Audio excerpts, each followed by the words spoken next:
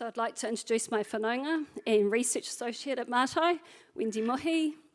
Wendy leads the Hinga Whetū Ngā Wā Waru kaupapa at Mātai, a research initiative grounded in mātauranga Māori and focused on understanding patterns of loss, resilience and well-being across generations.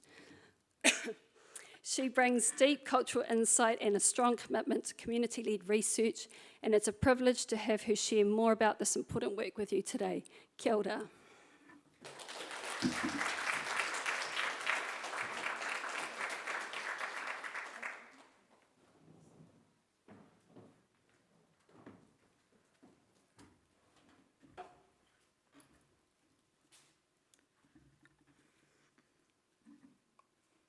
Tihei Mauri ora! I'd like to acknowledge the traditional custodians of the land here at South Bank, the Turrbal, Yahira and Yorabu peoples. He mihi tēnei ki ngā mana whenua o tēnei rohi ngā iwi o Turrbal, Yugara me Yugarabu. I pay my respects to their elders, past and present, and to the descendants who live on this land today. Ka mihi au ki ngā kaumātua o mua, o nāia nei hoki me nā uri, e noho, nei ronga, i tēnei whenua rangatira. From Aotearoa, I bring with me the spirit of our Māori whānau, and I honour the deep connections between our Indigenous people, our knowledge, our strength, and our shared commitment to healing. No Aotearoa au, ka kawea mai e au te wairua o tō tātou iwi Māori, me te whakanui i ngā hononga, hohonu, mātauranga, kaha, me te u, ki te whakaora.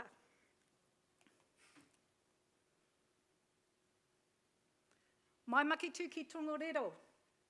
Ko te arawa te waka, ko te haia te maunga. Ko memea pikihawa te awa, ko tūwhare toa ko rangi wewahi, te iwi. Ko tarimano te marae, ko te waka heimoa, te tipuna whare. Ko awhina tuku ingoa, ko Wendy Mohi ahau. I'm Wendy Mohi and I'm a Senior Research Associate at Mātai. I've just done your little mihi there. This here on the right is my ancestral whare, which is back in Rotorua, where I originally come from. You can see a whole group of people there. That's my tribe, my mob. That's just one little inch of it. It's huge, and it runs right across the motu. One of the things here is our Memea Pekehawa is my awa, is my river. So throughout history, nobody has ever drowned in there because it's too bloody cold, and when you hit it, you just come straight to the surface and you don't go up. So what I'm going to talk to you about today is my mahi, my work, which focuses on supporting addiction recovery through culturally sensitive methods using mātauranga Māori. Okay, so mātauranga Māori refers to the traditional knowledge, culture and values in all of Māori, which we've all been brought up on. My approach is community-based, and I believe in the synergy of combining Western paradigms and substitute therapy with mātauranga Māori, creating a powerful and culturally resonant approach to addiction recovery. I'm passionate about making a positive impact and contributing to the well-being of our community. Okay, so I come from a policing background, so I've witnessed the profound impact of drug and alcohol abuse on our communities, whānau and individuals, especially within my Māori community, and that runs right across the motu. Okay, so it's hard to imagine, even today, our community ever actually being free from drugs and alcohol, unless we go back about 200 years, I guess, yeah? So, I'm just going to give you a quick overview of where we get all of our facts and figures from. Okay, so it's a huge problem back in Aotearoa, especially amongst our Māori communities across our country. Okay, Māori are more likely to be arrested for using meth compared to our non-Māori, which makes existing inequalities worse. Okay, so our history of colonisation and ongoing racism contribute to poor mental health and addiction issues. Community leaders are saying meth is a major challenge for Māori. So basically up here, what we see is a little graph. Okay, so at the moment, so there's key findings. We test our water back there in different points around Aotearoa. And in the last quarter, there was an average of about 15.7 kilograms, okay? So the social harm cost of that, right across the motu, right across our country, is around $37.8 million, okay? So that's $1.9 billion for the year, just in social harm from methamphetamine. Okay, so it's not just planes giving away to trains in Turanganui-a-Kiwa, which is our Gisborne. It's also, we have the highest rate of methamphetamine use right across the motu. Okay, and we also share the number one use of, we've got the highest rate of gonorrhea also, and it's all hand in hand, and that's something that we're really not proud of. So my project, which I started last year, it's ongoing from the MERT project, which is a methamphetamine project, is called Hinga Whitu Nawa Tuwaru, and it is actually comes from a Japanese proverb, and it speaks to resilience and perseverance in the face of adversity. And it reminds us that true strength lies not in ever failing, but also choosing to rise again after each setback, which is a lot like my whai ora, my clients, who it takes quite a bit for them to get on the road to recovery as well.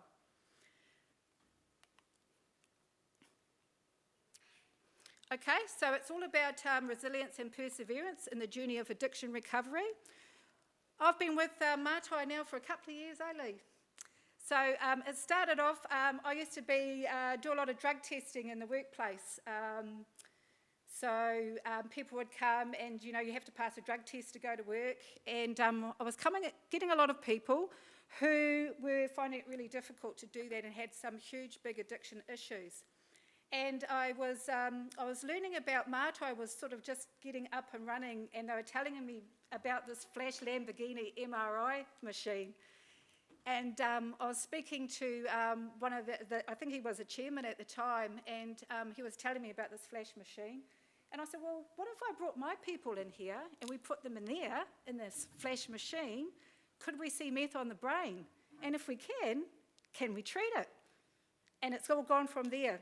So all about that is I do bring my people in. So we recruit out. My project was, I needed to take 5 people for the year and track their journey for a whole year. So a 52-week course with people who were, they had methamphetamine problems. So it's gone from, I've got one person that has had over 30 years of methamphetamine addiction. Down in my least amount is around 10 years of methamphetamine addictions. So I'm sort of like the last, tried everything else.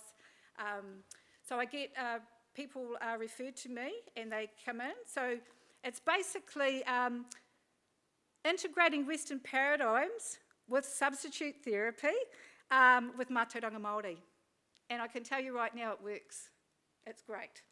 Okay, so our goal is to make a positive impact and contribute to the well-being of our community.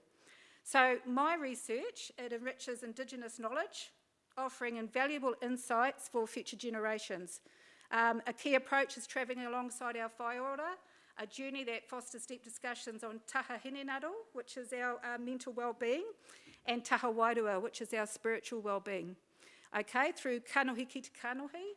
So I don't sit down in an office with my people, we're out walking, we call it hikoi.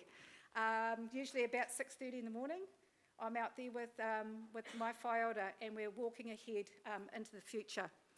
So it's really great, and it's all about explaining to them what to expect. So they have 4 MRI scans per year, and we go through there and we have a look at what that improvement looks like. Okay, so the purpose, of course, is to support addiction recovery and provide a culturally grounded, holistic approach to methamphetamine addiction recovery within our community. Integrating Māori values is combining scientific research with Māori ethics and values, ensuring cultural sensitive methodologies. Enhancing community healing, and we look at it through a cultural lens as well, combining scientific research with Māori ethics and values, such as whanaungatanga, which is relationships, rangatiratanga, self-determination, and kanohi ki te kanohi, which is face-to-face engagement. Okay, the impact is improved recovery outcomes, enhanced methamphetamine addiction recovery through culturally grounded holistic approaches. Okay, and what we're doing as well is each and every one of my clients who come in, and I can see some Mātai whānau in the house as well, so there's my family from Mātai, hi Lox, Mary. You get to see a few of Mary's pictures in a little bit, and Erin, hi, it's good to see you here. So, you know, all of these things that we work together closely and with the community as well. So we actually, we all work alongside each other, which is neat and gizzy because we're only a small place. Okay, so on our recovery journey, first of all, we recognise the importance of asking for help and taking that first step towards recovery. It's crucial to connect with our whānau, our family, friends and community for emotional and practical support.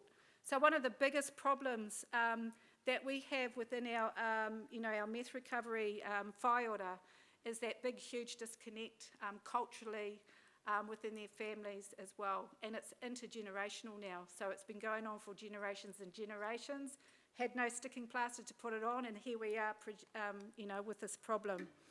Okay, so the framework addresses neurological, emotional and social aspects over a 52-week period, which is a long time.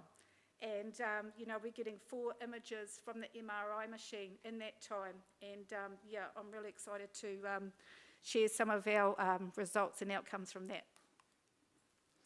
So just a few things there.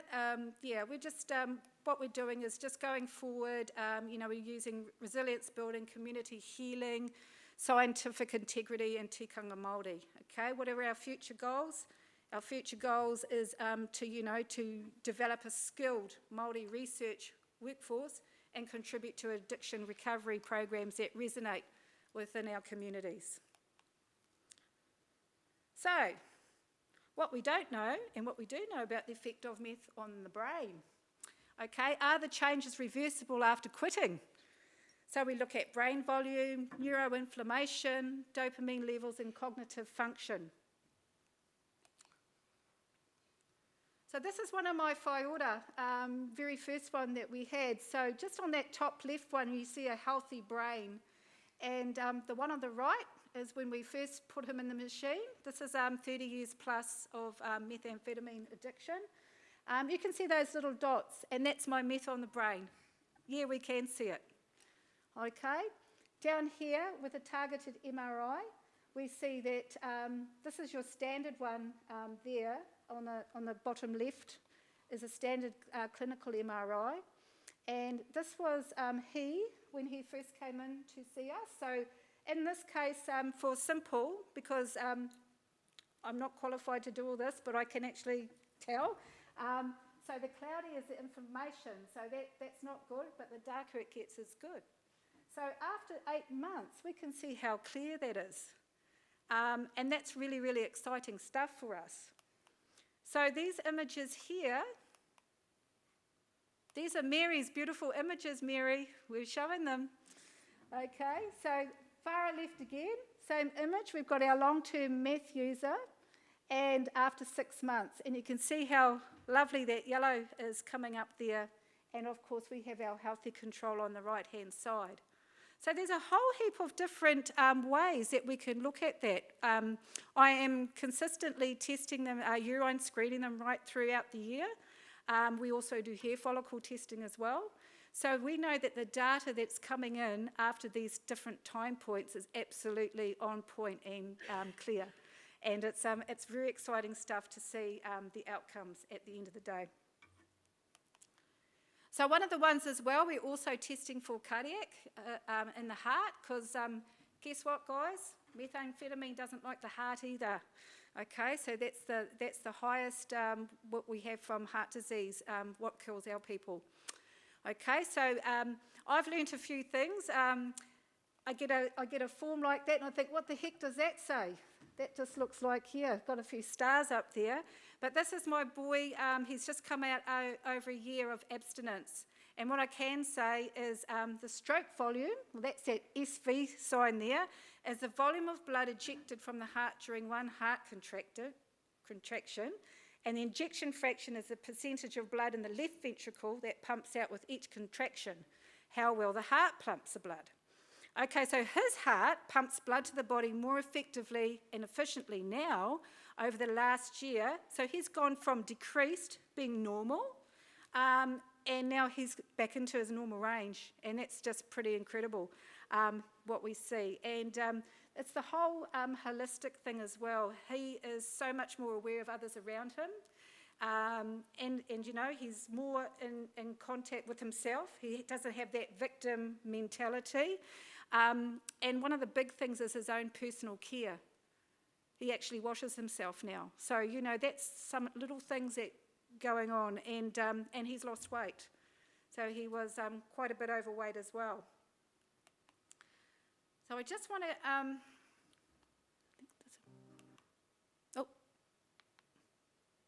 wanted to... I don't know how to turn that on. Oop. It's not going to do it. No. That's all right, it was already... Oh no, it is going to go. Okay, so I just want to do a quick... just a recap of everything that... it's hard to fit it all in, but...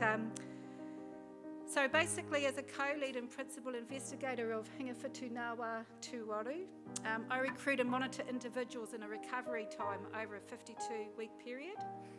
My engagement is kanohi ki te kanohi, which is face-to-face. We, during travel, create rapport with them, open dialogue and trust. Okay, we're lucky enough at Mātai to have, we have 2 neuropsychiatrists in all of Aotearoa, and we have 1 at Mātai.